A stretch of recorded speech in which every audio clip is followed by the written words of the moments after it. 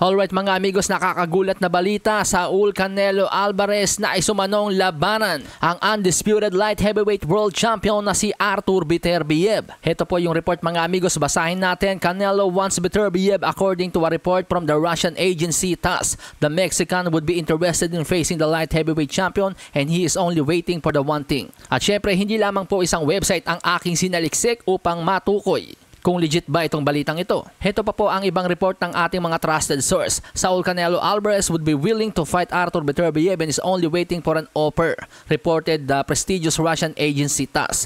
According to a report published on the Russian news agency's website, a member of Canelo's team expressed interest in fighting the undisputed light heavyweight champion. So yun nga daw po mga amigos, isa daw po sa mga miyembro ng Team Canelo ang nagpahayag ng interes sa sagupaang Canelo versus Beterbiev. This fight could be interesting, sabi daw po ng isa sa mga miyembro ng Team Canelo na hindi po pinangalanan ng isa sa mga importanteng agencies worldwide.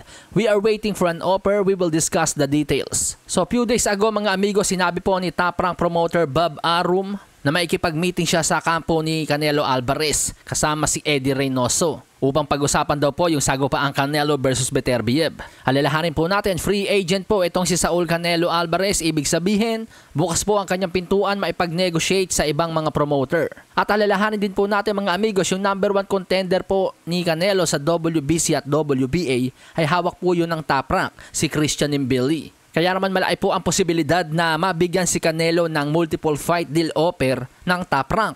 At kung inyo pong matatandaan ay pagpulong din po si Canelo Alvarez kina Naoya Inoue sa Japan.